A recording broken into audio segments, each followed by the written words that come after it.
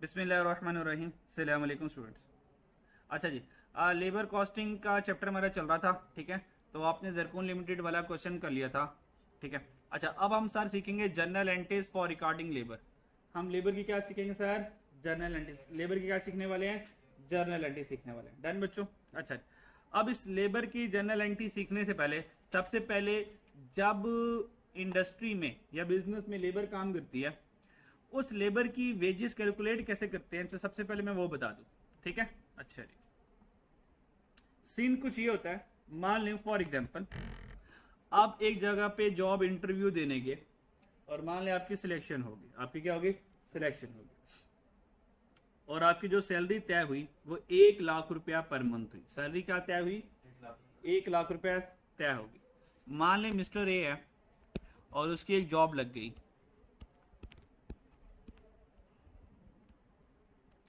Job में जो agreed salary थी सर वो क्या थी?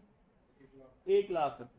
इस 1 लाख को कहते हैं ग्रॉस सैलरी। क्या कहते हैं? Gross salary. ये जो ग्रॉस सैलरी सर ये कितनी लगी? 1 लाख रुपए लगी, ₹1 लाख लगी जी। ये जो ग्रॉस सैलरी है सर ये आपकी बेसिक सैलरी। ये क्या है? ये बेसिक सैलरी है, ठीक है। अच्छा, ये नॉर्मली ग्रॉस सैलरी ही आपकी ना बेसिक सैलरी भी होती है, लेकिन टैक्स वालों के नजदीक बेसिक सैलरी डिफरेंट होती है। मान लें अगर ग्रॉस सैलरी 1 लाख रुपए तय हुई है तो अच्छा, इसमें भी ना एक चालाकी होती है। That's why basic salary gross salary से कम रखते हैं। अब ग्रॉस सैलरी 1 लाख तय हुई है। अब बिजनेस ने कहा भाई देख 1 लाख रुपए तेरी सैलरी तय हुई है पर तुझे मिलेगा 1 लाख रुपए, लेकिन हम थोड़ा सा ना इसकी अरेंजमेंट थोड़ी सी बदल देंगे। इसमें से ना 60,000 तेरी बेसिक सैलरी है। 60,000 क्या है? बेसिक सैलरी है। 20,000 रुपए तो ये हाउस रेंट अलाउंस होगा। कितनी हो गई? 80 हो गई। अच्छा, 10,000 मेडिकल अलाउंस होगा। कितनी हो गई? 90 हो गई। फिर 2,000 पेट्रोल का अलाउंस होगा, यूटिलिटी अलाउंस होगा, मोबाइल का अलाउंस होगा, ठीक है। और कर कुर के तेरी ये 1 लाख सैलरी हमने इस तरह कर दी। सही है। उसके पीछे राज ये होता है, कल को जब इंक्रीमेंट लगना होता है ना, 1 लाख के ऊपर इंक्रीमेंट नहीं लगना होता, बेसिक सैलरी पर इंक्रीमेंट लगना होता है। वो जो इंक्रीमेंट लगेगा वो 60 में लगेगा बेचारी के। वो सोच रहा हो यार 1 लाख के ऊपर इंक्रीमेंट लगेगा, बस सारा ये होता है, ठीक है जी। अच्छा जी, खैर ये हमारा टॉपिक नहीं है। आप दोनों टैक्स वाले जाने, हम तो कॉस्ट में पढ़ते हैं। हाँ जी, टैक्स वाले जो नहीं नहीं सर, टैक्स वाले तो 1 लाख रुपये वो टैक्स काटेंगे। टैक्स वाले 60 में नहीं काटेंगे। जो टैक्स काटा जाएगा वो 1 लाख के ऊपर काटा जाएगा। हाँ, अच्छा जी, टैक्स पढ़ लो तुम। अच्छा, तो सर जो सैलरी तय हुई सर, जो सैलरी तय हुई कितनी तय हुई सर? 1 लाख रुपये हुई। सर जब 1 लाख रुपया सैलरी आई, टैक्स पढ़े ना आप लोग? पढ़े ना? अच्छा, 1 लाख रुपये के ऊपर टैक्स लग जाता है, ठीक है। अगर आप पर मंथ 1 लाख से कम कमा रहे हैं सर, जीरो रेटेड है, इसके ऊपर टैक्स। इससे नीचे अगर आप 1 लाख से कम कमा रहे हैं तो सर कोई टैक्स नहीं है एज पर 2024 टैक्स। अगर 1 लाख रुपए पर मंथ कमा रहे हैं सर उसके ऊपर टैक्स लग रहा है, ठीक है। अच्छा, तो बच्चों ग्रॉस सैलरी क्या तय हो गई? 1 लाख रुपए। अगर 1 लाख रुपए पर मंथ है, 1 लाख रुपये पर मंथ है, तो सर साल में 12 लाख हो जाएगी। और आपको पता है 6 लाख से अगर ऊपर सैलरी है तो सर टैक्स लग जाता है, ठीक है। तो 2024 के अकॉर्डिंग टैक्स कितना लग रहा है? अबव 6 लाख 2.5% लग रहा है, ठीक है जी। तो इसके ऊपर टैक्स लग गया। तो मान लें गवर्नमेंट ने कहा, असल में टैक्स का प्रिंसिपल ये कहता है, टैक्स लॉ ये कहता है कि एम्प्लॉयर जब तुमने सैलरी एम्प्लॉय को देनी है तो टैक्स काट के देनी है, ठीक है। टैक्स काट के देनी है, क्योंकि जब टैक्स काट के देंगे तो इसका ना टैक्स क्रेडिट मिलता है एम्प्लॉयर को बिजनेस इनकम में, ठीक है। चलो माइनस कर देंगे सर इसमें से क्या? Income tax. क्या कर देंगे? इनकम टैक्स माइनस कर देंगे। अच्छा, इनकम टैक्स माइनस कर दिया। मान लें कितना था? 1000 था। जब मैंने इनकम टैक्स माइनस कर दिया तो पीछे मेरे पास कितने रह गए? 99,000 रह गए होंगे। अच्छा, इसमें से ना कुछ और भी डिडक्शंस होती हैं, वो भी हम माइनस कर रहे होते, मेन बता देते। अच्छा, कुछ ऑर्गेनाइजेशन ऐसी होती हैं जो प्रोविडेंट फंड भी देती हैं। प्रोविडेंट फंड का नाम सुना कभी? Provident fund. अच्छा, कुछ ऑर्गेनाइजेशन ऐसी होती हैं जो क्या करती है, प्रोविडेंट फंड भी देती है। प्रोविडेंट फंड एक बेनिफिट फंड होता है, एक बेनिफिट फंड होता है which is created by business for the benefit for their employees, ठीक है, फॉर इट्स एम्प्लॉइज। अपने एम्प्लॉइज को फायदा देने के लिए प्रोविडेंट फंड क्रिएट करती है। कल को जब एम्प्लॉइज हमें छोड़ के जाएगा तो भाई उसके पास इतना तो कैश हो, पैसे हो कि वो अपनी आने वाली अगली जिंदगी सुकून से गुजार सके, ठीक है। ये जो प्रोविडेंट फंड का बॉक्स होता है, ये जो प्रोविडेंट फंड का बॉक्स होता है, अब यहां पे मर्जी नहीं चलती, यहां पे कानून चलता है। कानून ये कहता है कि भाई जितने पैसे, मान लो ये मिस्टर ए है ना, मिस्टर ए है sir, this is mister A, smartness check किए मिस्टर ए की, और सर ये बिजनेस है, ये कौन है सर, ये बिजनेस है। टैक्स लॉ ये कहता है जितने पैसे मिस्टर ए मिलाएगा, जितने पैसे मिस्टर ए मिलाएगा, बिजनेस एम्प्लॉयर मालिक, उतने पैसे तुमने भी मिलाने हैं। जितने कंट्रीब्यूट, जितने पैसे मिस्टर ए कंट्रीब्यूट करेगा प्रोविडेंट फंड में, उतना ही तुमने भी कंट्रीब्यूट करना है। मान लो मिस्टर ए अपनी सैलरी में से 500 रुपए कंट्रीब्यूट कर रहा है, तो मिस्टर ए ने कितना कंट्रीब्यूट किया, 500 रुपए। तो एम्प्लॉयर की जिम्मेदारी है, एम्प्लॉयर भी इसमें कितने मिलाएगा, 500 रुपए अपनी तरफ से मिलाएगा। मेरी बात समझ आ गई? इसका मतलब 1 लाख रुपए सैलरी तय हुई थी, सैलरी कितनी तय हुई थी, 1 लाख रुपए। ये जो 1 लाख रुपए सैलरी तय हुई थी, उसमें से 1000 रुपया इनकम टैक्स की मद में निकल गए और 500 रुपए प्रोविडेंट फंड के नाम से निकल गए, 500 रुपए प्रोविडेंट फंड के नाम से निकल गए। तो बताओ रिमेनिंग क्या रह गया उस बंदे के पास, क्या रह गया, अच्छा उसके पास रह गया 98,500 रह गई उसके पास, ठीक है। अच्छा मान लें उस बंदे को पैसों की जरूरत पड़ गई घर में, ठीक है, और उसने क्या किया, बिजनेस से कोई एडवांस भी लिया हुआ था। बिजनेस से क्या होता है ना कि भाई आपको पता है कि महीने के बाद सैलरी मिलती है, आपको पता है सैलरी क्या मिलती है, एक्रूवल बेसिस पर मिलती है, क्या ख्याल है, ठीक है। तो महीने खत्म होने के बाद सैलरी मिलनी है, तो हमारे पास पैसे खत्म हो गए 20 तारीख आई, तो मुझे पैसों की जरूरत पड़ गई, तो मैंने क्या किया, बिजनेस ने 25,000 रुपए क्या ले लिया था, एडवांस ले लिया था। सर मैंने बिजनेस से कितने पैसे ले लिया था, 25,000 रुपए एडवांस ले लिया था। तो जो 25,000 रुपए एडवांस जो मैंने ले लिया था, जब मेरी सैलरी 98,500 बनी, तो बिजनेस के अकाउंटेंट को ख्याल आया यार 25,000 तो पहले दे दिया इसको, तो 25,000 कम करके मुझे तनख्वाह देंगे ना, कि 25,000 भी दे देंगे साथ में, याशी लगी हुई है क्या, जन्नत चल रही है। हाँ अगर उसने एडवांस की इंस्टॉलमेंट की हो, यार 25,000 लिया, हर महीने ना 5,000 काटते रहो, तो सर यहाँ पे 5,000 कम होगा, फिर 5,000 कम होगा, ठीक है, तो 5,000 कम करके मुझे तनख्वाह मिलेगी। पर हम ये कह रहे हैं भाई वो उसने 25,000 लिया और कहा भाई 25,000 अगली बार मेरी तनख्वाह से काट लेना। तो मुझे ये बताएं 98,500 में से जब 25,000 माइनस हो गए तो कितने पैसे मुझे मिलेंगे, 73,500। ये जो 73,500 है, इसका नाम क्या है, इसका नाम है नेट सैलरी। ये नेट सैलरी मेरे, क्लियर। तो यहां से इक्वेशन बन सकती है, gross salary minus income tax minus provident fund minus advance is equal to net salary. क्या यहां से इक्वेशन बन सकती है, इक्वेशन बन जाती है, ठीक है। सीए में इस इक्वेशन का इतना काम कोई नहीं है। अगर आप एसीसीए में शुरू वाले मैनेजमेंट वाले पेपर पढ़े हैं और एमसीक्यूज पेपर पढ़े हैं, तो यहाँ पर इक्वेशन बड़ी काम की होती है, ठीक है। सीए में इस इक्वेशन का इतना हमें जरूरत नहीं है। अच्छा अब यहां से एक क्वेश्चन है यहाँ पर, और क्वेश्चन का आंसर आप लोगों ने करना है। मुझे बता सकते हैं कि मिस्टर ए बिजनेस को टोटल कितनी कॉस्ट का पड़ेगा, मिस्टर ए बिजनेस को टोटल कितनी कॉस्ट का पड़ रहा है, ठीक है, बता सकते हो। Mister A total cost towards business, यानी कि बिजनेस को मिस्टर ए टोटल कितने का पड़ रहा है? जी बच्चों बोलो, हेलो बच्चों बोलो। हाँ सर, बिजनेस मिस्टर ए को जो टोटल पड़ रहा है सर 1,00,000 ग्रॉस में बिजनेस मिस्टर ए को दे रहा होगा सर, प्लस 500 रुपए एक्स्ट्रा भी तो प्रोविडेंट फंड का मिस्टर ए लेके जा रहा है ना। वो अलग बात है, अभी नहीं मिल रहा, लेकिन खाता तो मिस्टर ए के खाते में चल रहा है ना। तो इसका मतलब मिस्टर ए बिजनेस को कितने का पड़ गया? 1,05,000 रुपए का मिस्टर ए पड़ गया। डन बच्चों, क्लियर? यहां पे समझ लग गई? अच्छा, ये हमारे पास कुछ एडजस्टमेंट होती है सैलरी की, ठीक है। अब जर्नल एंट्री सिखाता हूं, इनकी जर्नल एंट्रीज कैसे करनी है आप लोगों ने। जर्नल एंट्री में आ जाए। अब मैं 3 आपको राज की बातें बताने लगा हूं। कितनी बातें?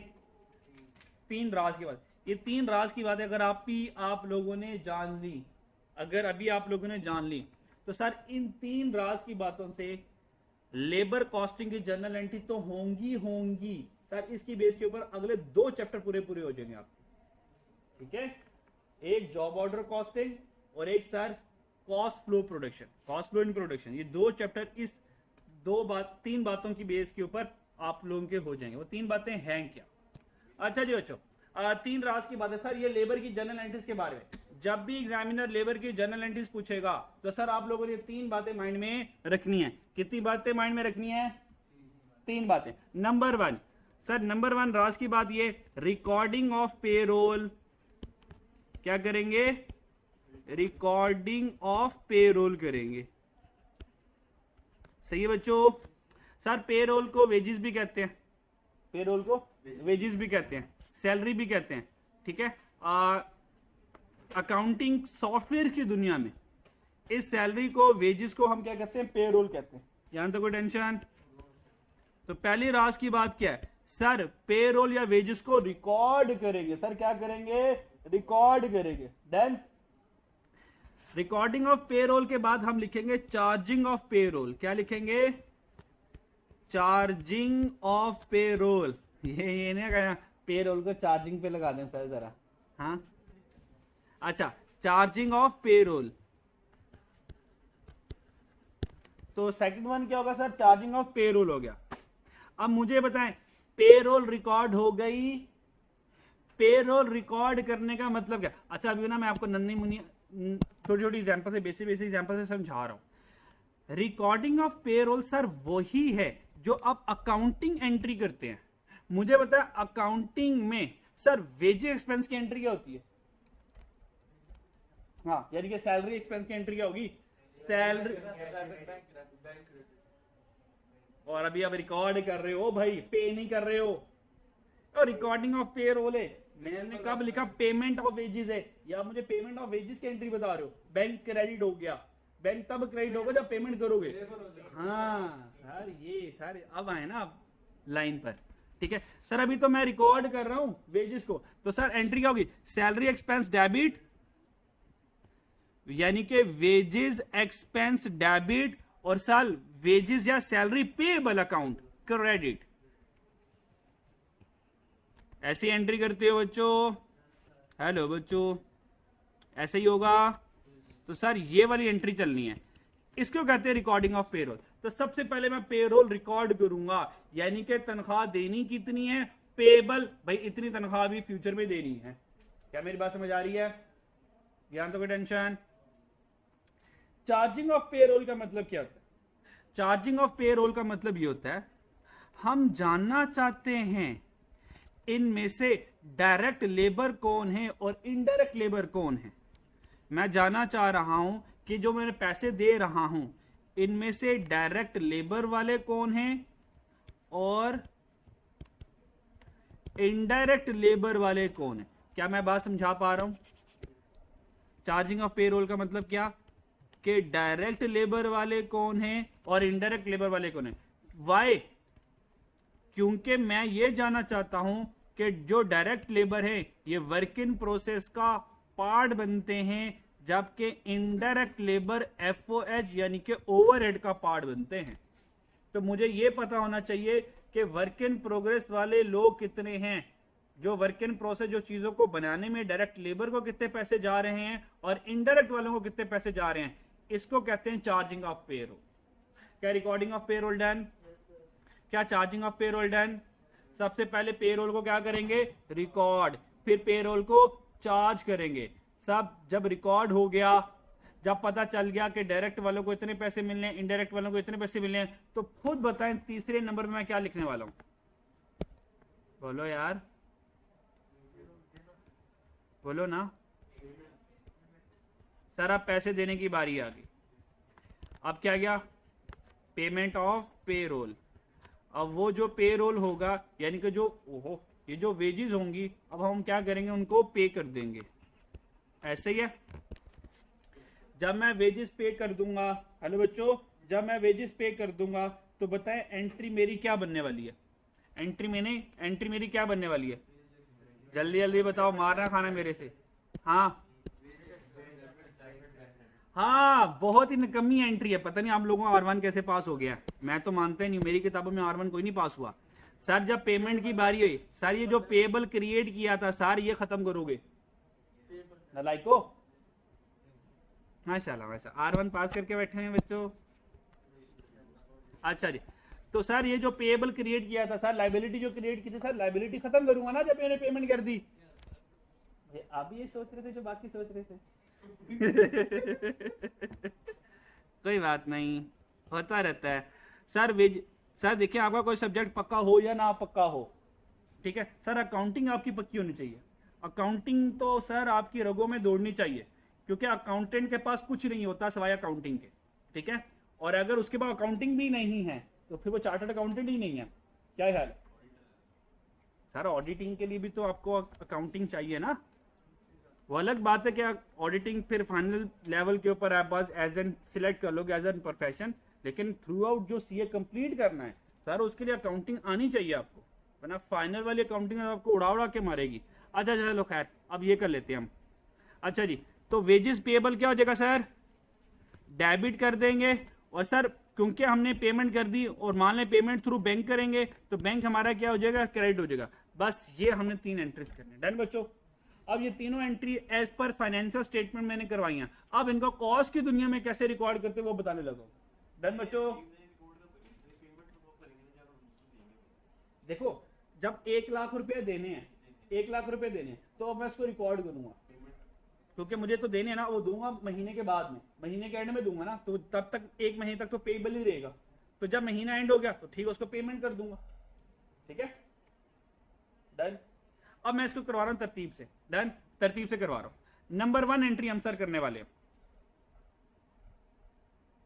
अच्छा जी, मैं भी एंट्री करवाता हूं, फिर इंशाल्लाह ताला आपको एक क्वेश्चन करवाता हूं, उससे आपको समझ लग जाएगा। डन।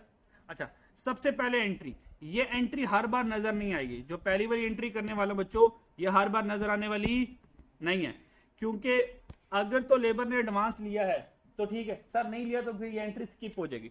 तो पहली वाली एंट्री कैन बी स्किप्ड, कर सकते हो आप। सही है, तो एडवांस वाली पहली वाली एंट्री करूंगा, एडवांस वाली। बल्कि एडवांस वाले रहने दो, वो जो 3 राज की बातें सिखाई हैं वो कर लो। सबसे पहले रिकॉर्डिंग ऑफ पेरोल, फिर चार्जिंग ऑफ पेरोल, फिर पेमेंट ऑफ पेरोल। और ये जो जनरल एंट्री सिखाने वाला ये अगले 3 चैप्टर में आगे आने वाली है। मेरी बात समझ आ रही है? अच्छा जी, तो सबसे पहले हम करेंगे recording of payroll. Sir recording of payroll में आ जाओ जरा। रिकॉर्डिंग ऑफ पेरोल में सर सैलरी कितनी तय की थी हमने बच्चों? 1 लाख रुपए। इसका मतलब ये जो 1 लाख रुपए होगा ये बिजनेस का पेरोल या वेजेस एक्सपेंस होगा। मेरी बात समझ आ रही है? चलो जी, आ जाओ जरा। तो सबसे पहले हम करेंगे रिकॉर्डिंग ऑफ पेरोल। तो यहां पे हम लिख लेते हैं रिकॉर्डिंग ऑफ पेरोल। तो रिकॉर्डिंग ऑफ पेरोल में सबसे पहले ये हमने देखना है कि हमने उस लेबर के साथ कितनी सैलरी तय की थी। सर सैलरी कितनी तय की थी ऊपर? 1 लाख रुपए, याद है ना आपको? अच्छा, ये हमने 1 लाख रुपए सैलरी तय की थी, ये 1 लाख रुपए आ गया। तो 1 लाख रुपया डेबिट हो गया। 1 लाख रुपए क्या हो जाए? ओहो, कहाँ चले गया? 1 लाख रुपए क्या हो गया? डेबिट हो जाएगा। तो वेजेस या पेरोल डेबिट हो जाएगा बाय अमाउंटिंग ₹1 लाख। ये मेरी बात समझ आ रही है? अब मुझे बताएं ये 1 लाख तो वो अमाउंट है जो तय की है। अब इसमें से जो जो माइनस हो जाएगा वो माइनस करूंगा, और जो इंप्लॉय को मिलेगा वो मैं पेबल क्रिएट कर लूंगा उसका, क्योंकि पहली वाली एंट्री क्या करनी है बच्चों, वेजेस एक्सपेंस डेबिट और पेबल क्रेडिट। अच्छा, अब 1 लाख तय हुआ, क्या 1 लाख ही मिल जाएगा? सर नहीं, इसमें से माइनस क्या करूंगा, इनकम टैक्स। क्या करूंगा, माइनस इनकम टैक्स माइनस करूंगा, और फिर माइनस क्या करूंगा, प्रोविडेंट फंड माइनस करूंगा। क्या माइनस करूंगा, प्रोविडेंट फंड माइनस करूंगा। देन अगर कोई करंट एडवांस है तो वो माइनस कर दूंगा, advances to employ.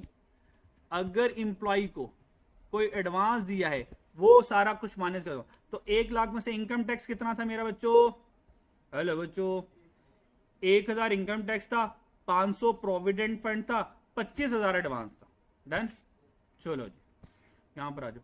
Income tax कितना था, 1000, प्रोविडेंट फंड कितना था, 500, एडवांसेस टू एम्प्लॉयज कितना था हमारे पास, 25,000। अब 1 लाख में से जब तीनों चीजें माइनस करूंगा तो बैलेंसिंग क्या रह जाएगा, बैलेंसिंग क्या रह जाएगा, payable to employ. Payable to employ, ये जो पेबल टू एम्प्लॉय होगा बच्चों ये हमारी बैलेंसिंग फिगर होगी। ठीक है, तो बैलेंसिंग फिगर क्या आ जाएगा, पेबल टू एम्प्लॉय, यानी कि एम्प्लॉय को हमने कितने पैसे देने हैं। तो हमने क्या किया, 1 लाख में तीनों को माइनस किया तो हमारा आंसर आया था 73500। तो 73500 ये एम्प्लॉय को मिलेगा, मिलेगा, गा को जानते हो ना आप फ्यूचर में, तो 73500 ये उसको मिलेगा महीना एंड होने के बाद। ये सो कहते हैं रिकॉर्डिंग ऑफ पेरोल, ये रिकॉर्डिंग ऑफ पेरोल होती है। जल्दी से इसको घूरियां डाल लो, कोई टेंशन है तो मुझसे पूछ लो अभी के अभी। ये 3 राज की बातों में से पहले राज की बात बता तो दी है कि पहले रिकॉर्डिंग ऑफ पेरोल होगा, फिर चार्जिंग ऑफ पेरोल होगा, फिर पेमेंट ऑफ पेरोल होगा। डन, यहाँ तो कोई टेंशन। अच्छा जी, अब आ जाओ सर सेकंड में क्या करना है, रिकॉर्डिंग ऑफ पेरोल कर लिया सर, रिकॉर्डिंग ऑफ पेरोल कर लिया। सेकंड क्या था, हाँ सेकंड आ गया चार्जिंग ऑफ पेरोल, तो कर लेते हैं चार्जिंग ऑफ पेरोल। अब पेरोल को चार्ज करेंगे, पेरोल को चार्ज करने का तर्जुमा क्या होता है जी बच्चे, हाँ हाँ बस 3 एंट्री और आपकी दुनिया और आखिरत खत्म लेबर की। अच्छा जी, नहीं लेबर की, वैसे तो आखिरत कभी खत्म नहीं होनी। ठीक है, असल मंजिल तो शुरू ही कब होनी है, जब हम दुनिया से चले जाएंगे। ठीक है, फिर वो वाली मंजिल कभी खत्म नहीं होनी। ठीक है, अच्छा जी, चार्जिंग ऑफ पेरोल में हमने ये देखना है कि हमारे पास जो हमें तनख्वाह दे रही है, सर तनख्वाह कितनी देनी है हमने, बोलो तनख्वाह कितनी देनी है, 1 लाख, 1 लाख देनी है। सर वेजेस कितनी देनी है, 1 लाख। ये जो 1 लाख देनी है इनमें से कौन कौन हिस्सेदार होगा, इनमें से कौन कौन हिस्सेदार होगा। तो सर जो चार्जिंग ऑफ पेरोल है तो हमारे पास यहां पर आ जाएगा डायरेक्ट लेबर, डायरेक्ट लेबर। ठीक है, अगर डायरेक्ट लेबर है, अगर डायरेक्ट लेबर है तो हम वर्क इन प्रोसेस को क्या करेंगे, चार्ज कर देंगे। तो यहाँ पे आप लोगों ने डायरेक्ट लेबर नहीं लिखना, यहाँ पे आपने लिखना वर्क इन प्रोसेस अकाउंट। तो work in process account debit हो जाएगा कब, अगर डायरेक्ट लेबर होगा, और अगर इनडायरेक्ट लेबर हुआ तो बताओ इनडायरेक्ट लेबर का एक्सपेंस कहां पे फॉल करता है, वेल डन, तो वो एफओएच अकाउंट, वो क्या एफओएच कंट्रोल अकाउंट में चला जाएगा। डन बच्चों। अच्छा, और वेजेस कितने तय हुई थी, 1 लाख, तो जो वेजेस क्रेडिट हो जाएगी 1 लाख से, ये 1 लाख डायरेक्ट और इनडायरेक्ट में चल जाएगा। मान लें, अब हमें कैसे पता चलेगा 1 लाख में से डायरेक्ट वाला कितना हिस्सेदार है और इनडायरेक्ट वाला कितना हिस्सेदार है, ये हमें कैसे पता चलेगा, सर वो कोई ना कोई परसेंटेज बताएगा। मान ले डायरेक्ट वाले का हिस्सा 70% है और इनडायरेक्ट वाले का हिस्सा 30% है। ठीक है, अज्यूम कर रहा हूं, चेंज भी हो सकता है। अच्छा, तो 1 लाख में से 70,000 किसके हिस्से में जाएगा, डायरेक्ट लेबर, और 30,000 किसके हिस्से में जाएगा, इनडायरेक्ट लेबर के हिस्से में जाएगा। यहां तो कोई टेंशन आए तो बता दो। ये मेरे पास कहलाती है चार्जिंग ऑफ लेबर की एंट्री। वो जो ऊपर वेजेस क्रिएट की थी वो वेजेस क्रेडिट कर दूंगा किसके अगेंस्ट, कि ये 1 लाख में कौन कौन हिस्सेदार है, तो डायरेक्ट और इनडायरेक्ट। याद रखिएगा charging of payroll, charging of payroll की जो एंट्री होगी, हेलो बच्चों, चार्जिंग ऑफ पेरोल की जो एंट्री होगी वो किस अमाउंट पर होगी, याद रखिएगा वो ग्रॉस वेज पर कैलकुलेट होगी, याद रखिएगा। देन ऐसे ना करना चार्जिंग ऑफ पेरोल को पेएबल वाली अमाउंट पे आप रिकॉर्ड कर रहे हो, ये दूसरी राज की बात थी। सर तीसरी राज की बात पर आ जाए। हैं नहीं, खुद क्यों लेट किया मैंने सर, ऊपर न्यूमेरिकल करवा रहा हूँ सर, ये डाटा सारा लिखा हुआ है। ये 73,500 ये नेट सैलरी है। ये नेट सैलरी क्या, यही तो पेएबल टू एम्प्लॉय है। 1 लाख सैलरी तय हुई, 1000 नहीं मिलना, 500 नहीं मिलना, 25,000 नहीं मिलना, तो 73,500 मिलना है उसको। तो सर इसके अकॉर्डिंग मैं आपको जनरेटिव करवा रहा हूँ ना, हाइपोथेटिकल डाटा नहीं ले रहा सारा सारा। ये जो क्वेश्चन बनाया उसी क्वेश्चन को आगे जर्नल एंट्री में सॉल्व करवा रहा हूँ। अच्छा जी, तो ये सारी जो नंबर लिख रहा हूँ कहाँ लिख रहा हूँ, ऊपर क्वेश्चन में से ले रहा हूँ मैं, सारी अपनी तरफ से एज्यूम नहीं ले रहा। हाँ वो क्वेश्चन वाली वैल्यूज एज्यूम थी। तीसरी वाली में क्या करना बच्चों, तीसरी वाली जनरल एंट्री में क्या करूंगा, पेमेंट ऑफ पेरोल। सर आप जो पेरोल हमने क्रिएट किया था, पेरोल कहां पे क्रिएट किया था सर, ये जो रिकॉर्ड किया था सर, अब उसको पे करने की बारी आ गई, अब उसको पे करने की बारी आ गई। अब सेकंड वाली एंट्री का बस यहीं पे काम खत्म हो जाता है। अब ये जो पेएबल मैंने क्रिएट किया था, ये जो मैंने पेएबल क्रिएट किया था, अब जब मैं पेमेंट ऑफ पेरोल करूंगा तो ये जो क्रेडिट था ये डेबिट हो जाएगा। मेरी बात समझ आ रही है, पता नहीं समझ आ रही कि नहीं आ रही। अच्छा थर्ड वाली एंट्री क्या होगी, payment of payroll.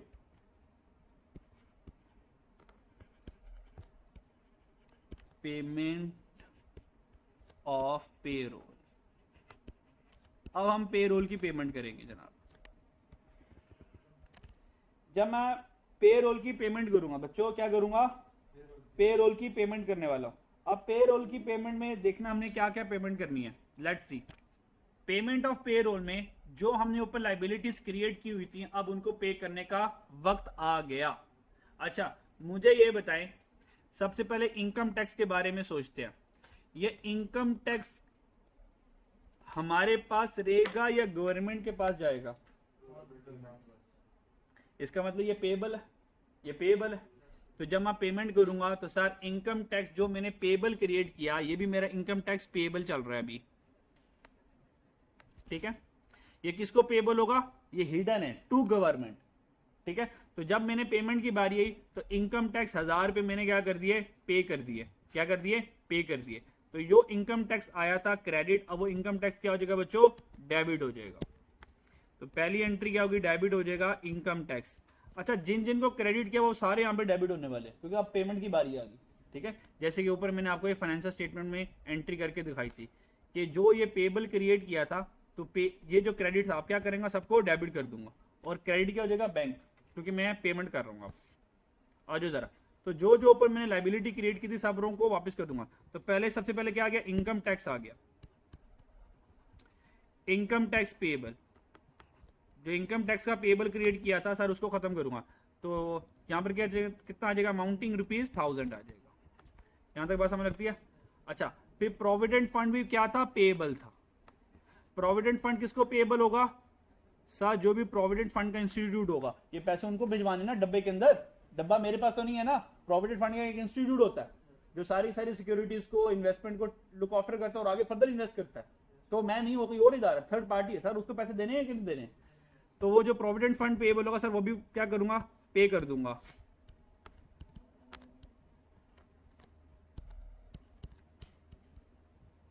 Provident fund payable वो भी मैंने क्या कर दिया, पे कर दिया। कितने का, 500।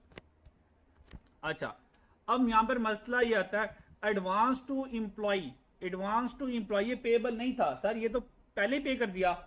सर इधर गौर करना है आपका, जब इनकम टैक्स को अब यहाँ क्रेडिट से डेबिट करोगे, प्रोविडेंट फंड को क्रेडिट से डेबिट करोगे, सर आपका दिल बड़ा करेगा, काश एडवांसेस को भी क्रेडिट से डेबिट कर दूं। सर एडवांस पेएबल नहीं है, ये एडवांस तो पहले दे चुके हैं, क्या दोबारा देना है सर, दे दे, एम्प्लॉय खुश हो जाएगा, क्या कर रहे, बोनस मिल जाएगा ना। हाँ इसका मतलब ये एडवांस ही दोबारा यहाँ पर नहीं आने वाला। डन बच्चों, और बच्चों डन। अच्छा और पेएबल कितना एम्प्लॉय क्रिएट किया था, 73,500, ये भी पे कर दूंगा। तो सर इसको भी क्या कर दूंगा, डेबिट कर दूंगा। तो डेबिट क्या हो जाएगा, payable to employ, payable to employ. कितने से? 73,500 से। और सर मेरा क्रेडिट क्या हो जाएगा? बैंक। बैंक कितने से कम होगा? जरा इन तीनों को ऐड करते हो आप लोग, इन तीनों को ऐड करो जरा। कितना? 70। पक्की बात है? 75। ओहो 75,000। कितना आ गया? 75,000। इसका मतलब बिजनेस ने सर, आप यहां से राज की बात बताने वाले हो। सर बिजनेस ने एम्प्लॉय को कितने पैसे दिए? 70। सर मेरी बात गौर से सुनिए, बिजनेस ने एम्प्लॉय को कितने पैसे दिए? 75,000। पक्की बात है? सर आपको एक जगह लेके जाने लगा, मेरे साथ साथ चलना है। सर बिजनेस ने एम्प्लॉय को देने कितने थे? फिर 25,000 किधर को गया? हाँ वेल डन लड़के, छा गया। सर आपके आंसर 25,000 पहले ही ले चुका हो। सर 1,00,000 ही देना था, 75,000 अभी दे दिया बैंक के जरिए। सर 25,000 तो पहले एडवांस के नाम पर ले चुका था। सही है, तो सर 1,00,000 ही बनता है। 25 पहले ले गया था, सर 75,000 अभी दे दिया, तो 1,00,000 सर बन गया। सर यहां पे हमारी जनरल एंट्रीज होगी कंप्लीट। सर नोट कर लो, अच्छा नोट कर लो। और बस यही लेबर के जनरल एंट्रीज हैं, नोट कर लें। 70%। हाँ हाँ हाँ हाँ। ये जो चार्जिंग ऑफ पेरोल का मतलब ये होता है कि जो 1,00,000 वेजेस है ना, ये जो 1,00,000 है, ये किन किन को जा रहे हैं? ये किन किन को जा रहे हैं? अच्छा और बच्चों, ये जो मैंने आपको डायरेक्ट और इनडायरेक्ट समझाने के लिए कह दिया, हालांकि जब बिजनेस पेरोल बनाएगा वो एक एक बंदे की थोड़ी पेरोल बनाएगा, वो तो ओवरऑल सारे इंप्लॉइज की बनाएगा ना। तो मिसाल के तौर पर बिजनेस ने ये कहा, मान लें ये 1,00,000 नहीं लिखा, ये क्या लिखा? 100 मिलियन लिखा है या 10 लाख लिखा है, तो 10 लाख टोटल सैलरी देनी है तो ऑल एम्प्लॉइज। उसमें से डायरेक्ट वाले कितने होंगे, इनडायरेक्ट वाले कितने होंगे, इस तरह से होता है सारा सिलसिला। अभी मैंने जरा 1% को फोकस करके चला हूं ना, ठीक है, 1% को फोकस करके चला हूं। तो बिजनेस ने तो टोटल देखना ना, क्या ख्याल है कि भाई टोटल सैलरी इतनी देनी है, इनमें से डायरेक्ट वाले कितने और इनडायरेक्ट वाले कितने हैं, ठीक है। अलग अलग सैलरी अकाउंट तो सेपरेटली चल रहा होगा, ये बिजनेस की ओवरऑल लेबर की एंट्रीज चल रही होंगी, ठीक है। ये सिंगल पर्सन पे भी चल सकता है, ओवरऑल बेसिस पे भी चल सकता है। और यहाँ पे जो एडवांसेस होगा वो एक बंदे का एडवांस नहीं होगा, मान ले 10 बंदों का टोटल एडवांस होगा। यानी कि हम ये मान के चल रहे हैं, ये जो मैं रिकॉर्डिंग, ये जो मैं एंट्रीज करवा रहा हूँ, ये बिजनेस के सिंगल एम्प्लॉय की नहीं है, ये बिजनेस के ओवरऑल एम्प्लॉयज की है। एंट्रीज ये नहीं होनी है, क्या ख्याल है। बस मैंने एग्जाम्पल में एक बंदा रखा, बस सिंगल की भी हो सकती है, ठीक है जी। यहाँ तो कोई टेंशन बच्चों। अब जल्दी से मेरे कहने पर एक मतलब तीनों एंट्रीज को याद कर लो अभी मेरे साथ साथ। सर लेबर की 3 एंट्रीज होती है, मेरे साथ साथ याद कर लो, जैसे बचपन में हम स्पारा याद करते थे ना वैसे। अच्छा सर लेबर की कितनी एंट्रीज हैं? नंबर 1 रिकॉर्डिंग ऑफ लेबर, यानी कि रिकॉर्डिंग ऑफ पेरोल, फिर चार्जिंग ऑफ पेरोल, फिर पेमेंट ऑफ पेरोल। लेबर की कितनी एंट्रीज हैं? Number 1, second, third, payroll. सबसे पहले हम पेरोल को रिकॉर्ड करेंगे, रिकॉर्ड करने में हम वेजेस एक्सपेंस डेबिट करेंगे और सारे पेबल को क्रेडिट कर देंगे। सेकंड में जो हम वेजेस होंगी वो किन किन की होंगी, डायरेक्ट वालों को अलग करेंगे, इनडायरेक्ट वालों को अलग करेंगे। तीसरी एंट्री में पहली वाली एंट्री का रिवर्सल करूंगा, पहली वाली एंट्री को रिवर्स करूंगा, तो सारे पेबल को डेबिट कर दूंगा और सर बैंक को क्रेडिट करके अल्लाह हाफिज कह दूंगा। डन बच्चों, बस ये हमारे पास लेबर की जनरल एंट्री से डन। चलो अब ये जो सवाल करवा दिया मैंने सारे एक, अब इसी तरह का एक सवाल है, ठीक है, वो आप लोग, चलो ये मैं करवा देता हूँ, ठीक है। एक होमवर्क में सवाल रखा हुआ, वो आप लोग कर लेना। डन बच्चों, अच्छा आजो, एंट्रीज याद हैं? चलो अच्छा, अब फायदा हो गया वो बात जो मैंने पहले आप लोगों से। चला जी सर, पहला सवाल, क्वेश्चन ये है, following information relates to mister Batman. कहता है बैटमैन ने सैलरी रिकॉर्ड की, बिजनेस ने बैटमैन की सैलरी क्या की, रिकॉर्ड की। सर बैटमैन को टोटल तनख्वाह कितनी मिल रही है? 6 lakh per month, 6 lakh per month है। बैटमैन अमीर बंदा है, 6 लाख रुपए पर मंथ ले रहा है। इनकम टैक्स कितना कट जाएगा? 50,000। Employ contribution to provident fund कितना है? 10% of wage. Sir 10% of wage यानी कि 6 लाख का 10% यानी कि 60,000। मेरी बात समझ आ रही है? 10% ऑफ वेजेस, और ये जो वेज होगी बाय डिफॉल्ट ग्रॉस वेज होगी बच्चों। क्या होगी? ग्रॉस वेज होगी। तो यहाँ पे क्या आ जाएगा? 6 लाख का 10% कितना आ जाएगा? 60,000 आ जाएगा। तो बैटमैन को रिटायरमेंट के टाइम पर टेंशन नहीं होगी। अच्छा, and employer also contribute the same amount to provident fund. तो एम्प्लॉयर भी 60,000 रुपये मिला रहा है। डन। अच्छा, advance pay during the month against salary is ₹1.5 lakh. ये एडवांस पे किया ड्यूरिंग द मंथ, सैलरी के अगेंस्ट क्या किया? एडवांस पे कर दिया। ठीक है। अच्छा, advance to be adjusted against June salary. ये वो एडवांस था जो बैटमैन ने लिया था और वो पे कर दिया, और ये अभी ताज़ा एडवांस बैटमैन ने लिया हुआ है टू बी एडजस्टेड। अभी इसका मतलब बैटमैन की सैलरी में से एडजस्ट नहीं हुआ, यानी कि ये पेएबल है। अभी ये वाला एडवांस क्या है? पेएबल है। ये कोई पुराना बैटमैन ने 1.5 लाख का एडवांस लिया था, वो बैटमैन ने एडवांसेस क्या हुआ? पेड है ये। इसका पे किसने किया होगा? बैटमैन ने किया होगा। यहां तक मेरी बात समझ आ रही है? अच्छा जी। अच्छा, एक बात ध्यान में रखनी है, ये सारी की सारी जो मैं एंट्रीज करूंगा ये बैटमैन के पॉइंट ऑफ व्यू से नहीं करूंगा। वो तो मेरा एम्प्लॉय है, तो मैंने जो भी सोचना है वो बिजनेस के पॉइंट ऑफ व्यू से सोचना है। वो क्या करना है? बिजनेस के पॉइंट ऑफ व्यू से सोचना है। तो फिर ये जो 1.5 लाख का एडवांस पे किया है ना सर, ये बिजनेस ने पे किया होगा। क्या किया होगा? बिजनेस ने पे किया होगा। ठीक है, पुराना पे किया होगा बैटमैन को। अच्छा, और ये जो 40,000 है ये भी उसकी सैलरी में से एडजस्ट करना है बिजनेस ने। All payment of were made at the end of month. सारी पेमेंट मंथ के एंड में हुई है। टोटल लेबर कॉस्ट कंप्राइजेज, कहता है जो ऊपर टोटल लेबर कॉस्ट है ना उसमें 30% इनडायरेक्ट लेबर है और 70% क्या है? डायरेक्ट लेबर है। ठीक है। अच्छा, रिक्वायरमेंट क्या है? Record all labour related general entries. कह रहा सारी जनरल एंट्रीज क्या कर दो? लेबर से रिलेटेड रिकॉर्ड कर दो।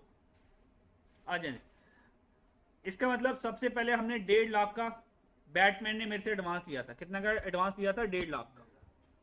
तो पहले वाली एंट्री ये कभी कभार आएगी, ये कभी कभार आएगी। अगर तो एडवांस लिया होगा ये एंट्री आ जाएगी, वरना नहीं आएगी। वरना 3 ही एंट्री आएंगी लाजमी। Recording of payroll, charging of payroll, payment of payroll. ठीक है, end of the labour costing roll दो। ठीक है। हाँ, अच्छा जी सर, पहली वाली एंट्री एडवांसेस। तो एडवांस टू एम्प्लॉय 1.5 लाख दिया, बिजनेस का बैंक 1.5 लाख से कम हो गया और ये एडवांस टू एम्प्लॉय बिजनेस का एसेट बन गया। देन बच्चों ये पहली वाली एंट्री तब होगी जब advance pay during the period. During the period हमने एक बिजनेस ने क्या किया? एडवांस पे कर दिया बैटमैन। ठीक है, यहां तो कोई टेंशन। अच्छा, इसका मतलब 1.5 लाख रुपए बिजनेस ने लेना होगा। अच्छा, उसमें से 40,000 की उसने हमें क्या की? एक एडजस्टमेंट करवाई है जो उसने उधार लिया था। यह देखते क्या करना क्या। पहली वाली ये सारी एंट्री आ गई। नंबर 1 रिकॉर्डिंग ऑफ पे रोल। रिकॉर्डिंग ऑफ पे रोल में यहाँ पे पे रोल कितनी बन गई उसकी? 6,60,000 कितनी बन गई? हाँ हाँ 6,60,000। ओ यहाँ पे हमसे ना ये जहाँ से हमसे एक बात, खैर हमने अब किया ही नहीं तो खैर कोई टेंशन नहीं है। अच्छा, यहाँ पे ना जो टोटल अमाउंट ग्रॉस अमाउंट बनी थी ना वो 1 लाख नहीं थी, 500 तो प्रोविडेंट फंड वाला भी था। तो यहाँ पे 1 लाख नहीं लिखना चाहिए था, यहाँ पे 1 लाख प्लस 500 भी आना चाहिए था, प्लस 500 भी आना चाहिए। ठीक है। अच्छा, खैर कोई मसला नहीं है इसका, वो समझाने के लिए थे, बाकी यहाँ से कमी पूरी करवा देता हूँ। 6 लाख रुपए कितना है बच्चों? 6 लाख रुपए क्या है? ये टोटल वेज है। और यहाँ से जो 60,000 पे इंप्लॉय मिलाएगा, इसका मतलब टोटल इंप्लॉय के हिस्से में कितना पैसे जा रहे हैं? 6 लाख टोटल वेजेस प्लस 60,000 का इंप्लॉयर कंट्रीब्यूशन। तो इंप्लॉय के हिस्से में एज एन पे रोल कितनी अमाउंट जा रही है? 6,60,000। तो जो पहली वाली अमाउंट होगी रिकॉर्डिंग ऑफ पे रोल वो 6,60,000 की होगी। इसमें 6 लाख क्या आ गया? टोटल वेज आ जाएगी और 60,000 का क्या आ जाएगा? प्रोविडेंट फंड आ जाएगा। Provident fund contributed by the employer. Income tax 50,000 का माइनस कर देंगे। इनकम टैक्स कितना है? 50,000 माइनस कर देंगे। प्रोविडेंट फंड 60,000 है वो माइनस कर देंगे। ठीक है, प्रोविडेंट फंड कितना? 60,000 माइनस कर देंगे। अब प्रोविडेंट फंड 60,000 कितना किसका था? एम्प्लॉय का था बच्चों। 60,000 किसका का था? एम्प्लॉय का था और 60,000 किसका था, एम्प्लॉयर का था। टोटल प्रोविडेंट फंड कितना बन गया, टोटल प्रोविडेंट फंड कितना बन गया, 1,20,000। अच्छा, ऊपर वाली जो मैंने जनरल एंट्रीज करवाई थी उसमें क्योंकि यहाँ पर एम्प्लॉयर का 500 ऐड नहीं किया, तो ये 500 यहाँ पर भी हमने ऐड नहीं किया, ठीक है। तो दैट्स वाई कोई टेंशन नहीं है, लेकिन करना था, यहाँ पर ये मिस हो गया हमसे, ये करना था। तो यहाँ पे भी 500 ऐड होगा एम्प्लॉयर का प्रोविडेंट फंड, यहाँ पर भी 500 ऐड होगा एम्प्लॉयर का प्रोविडेंट फंड, तो ये बैलेंसिंग फिगर थोड़ी सी बदल जाएगी, ठीक है। खैर इसको अब बाद में देखते हैं हम। अच्छा, यहाँ पर आ जाओ। तो ये प्रोविडेंट फंड टोटल माइनस करना है भाई। टोटल माइनस क्यों करना है भाई, 60 भी बिजनेस ने देना है और ये 60 भी बिजनेस ने देना है, तो बिजनेस ने 1,20 ही सारा का सारा बिजनेस ने ही देना है। फिर एडवांसेस टू एम्प्लॉय, तो एडवांसेस टू एम्प्लॉय कितना था, 40,000 था, तो रिमेनिंग अमाउंट 4,50,000 ये क्या बन गई, पेबल टू एम्प्लॉय बन गई। अच्छा, फिर ये जो 60,60,000 है, इनमें कौन कौन दावेदार है, ये 60,60,000, इसमें से डायरेक्ट वाले कौन है सर, डायरेक्ट वाले 70% है, इनडायरेक्ट वाले 30% है। तो ठीक है, हमने बांट दिया, 7,60,000 में से डायरेक्ट वाले 462 आ गए और इनडायरेक्ट वाले एफएच वाले 198 आ गए। अब तीसरी एंट्री, ये जो सारे के सारे मैंने पेबल क्रिएट किए, income tax, payable to provident fund, ठीक है, इसको निकाल के फिर पेबल टू एम्प्लॉय, ये तीनों के तीनों अब डेबिट हो जाएंगे, ठीक है। अच्छा, तो last entry, income tax payable 50,000, payable to provident fund 1,20,000, payable to employ 4,50,000 और बैंक में कितना चलेगा 620 और 620, हालांकि पे कितना करना था 660, पे कितना करना था 660, तो 40,000 कौन सा कम पड़ गया, वो जो पहले जो उसने एडवांस ले लिया था हमसे, ठीक है। तो ये हमारे पास बच्चों सारी की सारी जर्नल एंट्रीज होगी लेबर कॉस्टिंग, डन। अच्छा, अब आप लोगों ने घर से करना क्या है, ये क्वेश्चन आपका मिस्टर टॉम सैलरी वाला क्वेश्चन आपका होमवर्क होगा और नीचे इसका सोल्यूशन अवेलेबल है, वो देख लीजिएगा। और आप लोगों ने क्या करना है, एक क्वेश्चन होगा, ये थोड़ा सा डिफिकल्ट क्वेश्चन है, हिम्मत कीजिएगा, स्प्रिंग 11 पकैर लिमिटेड वाला क्वेश्चन है, ठीक है। तो ये आप लोगों ने करना है, इसमें थोड़ा सा डिसीजन मेकिंग का टच होगा, तो कोशिश कर लीजिएगा अगर आपसे हो जाए, ठीक है। तो ये आपका होमवर्क होगा और ये क्वेश्चन जो है डेमो क्वेश्चन ये आपका होमवर्क में होगा, ठीक है। अब यहाँ पर आके मुझे थोड़ी सी ना ये वैल्यू सही करवा दो, इसमें 500 ऐड करना हमने, प्लस 500 इधर ऐड होगा और प्लस 500 इधर ऐड होगा, तो ये पेबल बदल जाएगा। जरा बताओ नया पेबल कितना आया, 75,000 आ गया, ठीक है। अच्छा जी, हाँ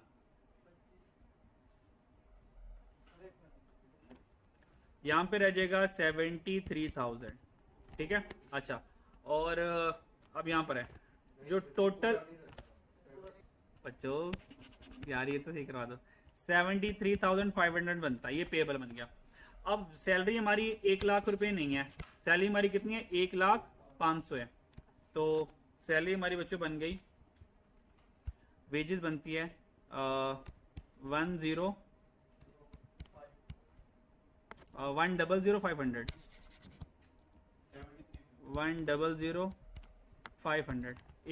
बन गया, ठीक है। अच्छा जी, अब इस 1,05,000 में से बांट दो जरा डायरेक्ट और इनडायरेक्ट लेबर, इसका 70% कितना आया 73,50 कैसे आता है, हाँ 703 और 73 कैसे 703 है यार, 350 ये बोलने में ऐसे लग रहा है 73,50। अच्छा अच्छा, आगे 30% में क्या बना गया, ऐसे लिखवाया गया 30,150 ऐसे वाला, उसमें कंफ्यूजन होती है। जैसे कि ये मैंने क्या लिखा है 2020, तो ये भी 2020 ही है ऐसे ही। अगर मैं अगर बच्चा लिखो 20, ये 20 लिख दिया, नहीं सर ये नहीं कर सकता, कहता 2 ये 0 ठीक है अच्छा जी, तो कितना बन गया 30,150, ये हो गया। अच्छा जी, अब यहाँ पर आ जाए जरा, पेबल 1000 सही है, प्रोविडेंट फंड बनेगा 1000, यहाँ पे 500 प्लस 500 1000 आ गया, ये 1000 आ गया। और पेबल टू एम्प्लॉई कितना है? ये 73,500 यही रहा है फिर, ये तो चेंज ही नहीं हुआ यार। और यहाँ पे बैंक से कितना चला गया? अच्छा 500 रुपये ऐड हो गया ना, 75,500 आ गया। ठीक है ठीक है, अब ये एंट्री ओके होगी सारी। अच्छा अच्छा अच्छा हाँ अच्छा अच्छा ठीक है। बस ठीक है sir, labour costing done sir, मेरी तरफ से लेबर कॉस्टिंग डन। ठीक है बाकी इसमें अच्छा जी, एक तो आप लोगों ने बकाया लिमिटेड वाला कर लेना, और एक रिसेंट अटेम्प्ट में जो लेबर कॉस्टिंग का क्वेश्चन आया बच्चों, वो भी प्रैक्टिस कर लीजिएगा। ठीक है, तो अगर वो सॉल्व नहीं हुआ तो इंशाल्लाह ताला मैं वो सॉल्व करवा दूंगा। ठीक है, तो कल इंशाल्लाह ताला हम स्टार्ट करेंगे मार्जिनल कॉस्टिंग, एब्जॉर्प्शन कॉस्टिंग। ठीक है, अपना ख्याल रखिएगा, अल्लाह हाफिज़।